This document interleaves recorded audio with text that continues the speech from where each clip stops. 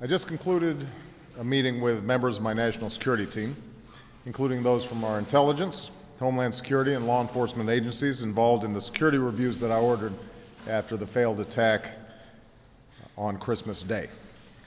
I called these leaders to the White House because we face a challenge of the utmost urgency. As we saw on Christmas, Al-Qaeda and its extremist allies will stop at nothing in their efforts to kill Americans. And we are determined not only to thwart those plans, but to disrupt, dismantle, and defeat their networks once and for all. Indeed, over the past year, we've taken the fight to Al-Qaeda and its allies wherever they plot and train, be it in Afghanistan and Pakistan, in Yemen and Somalia, or in other countries around the world. Here at home, our intelligence, Homeland Security, and law enforcement agencies have worked together with considerable success, gathering intelligence, stitching it together, and making arrests, from Denver to Texas, from Illinois to New York, disrupting plots and saving American lives. And these successes have not come without a price, as we saw last week in the loss of our courageous CIA officers in Afghanistan.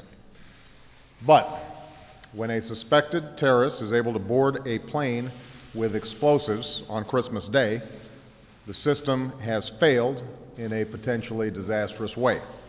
And it's my responsibility to find out why and to correct that failure so that we can prevent such attacks in the future. And that's why shortly after the attempted bombing over Detroit, I ordered 2 reviews. I directed Secretary of Homeland Security, Janet Napolitano, to review aviation screening, technology, and procedures. She briefed me on her initial findings today, and I'm pleased that this review is drawing on the best science and technology, including the expertise of Secretary of Energy Stephen Chu and his department. I also directed my counterterrorism and Homeland Security advisor, John Brennan, to lead a thorough review into our terrorist watch listing system so we can fix what went wrong. As we discussed today, this ongoing review continues to reveal more about the human and systemic failures that almost cost nearly 300 lives.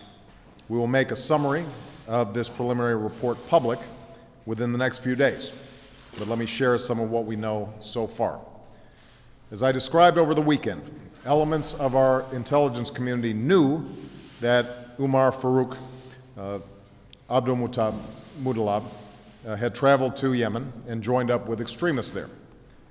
It now turns out that our intelligence community knew of other red flags, that Al-Qaeda in the Arabian Peninsula sought to strike not only American targets in Yemen, but the United States itself.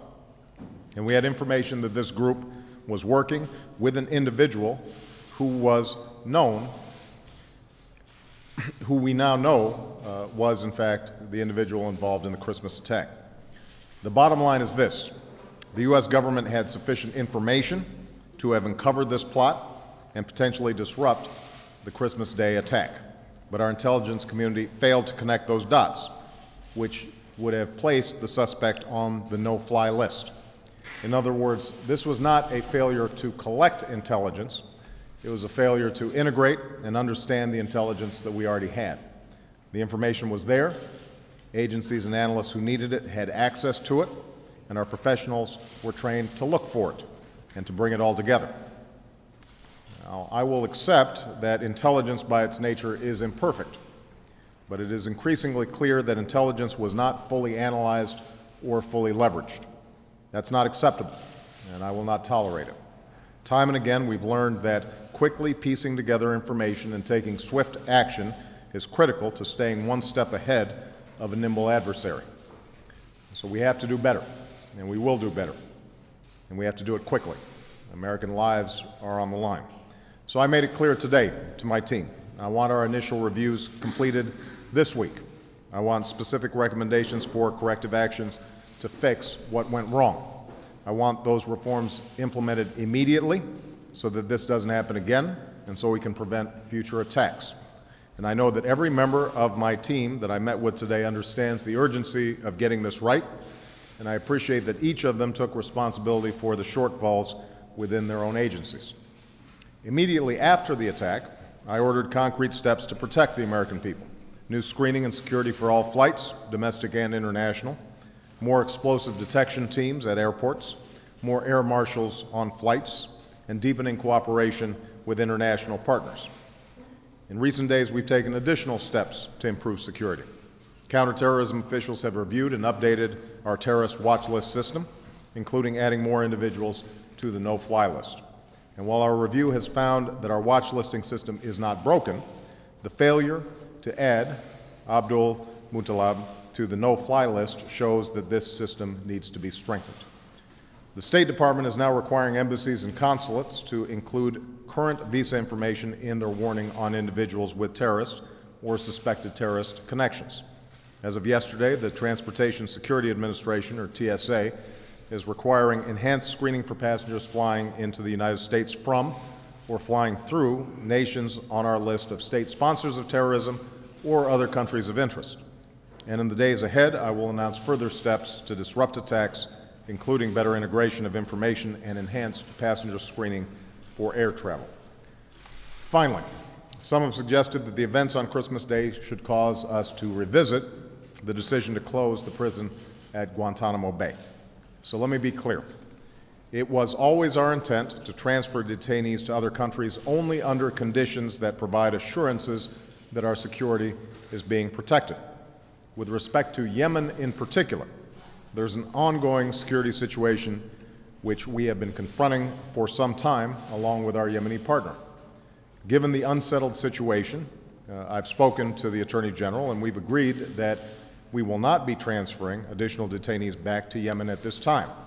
But make no mistake, we will close Guantanamo Prison, which has damaged our national security interests and become a tremendous recruiting tool for al-Qaeda.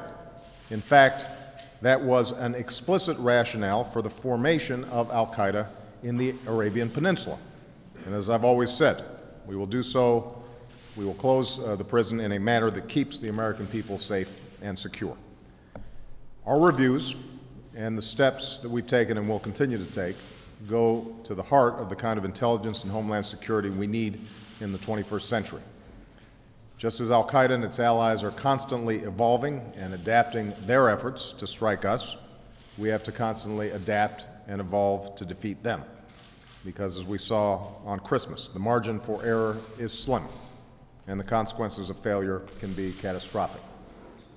As these violent extremists pursue new havens, we intend to target al-Qaeda wherever they take root, forging new partnerships to deny them sanctuary, as we are doing currently with the government in Yemen.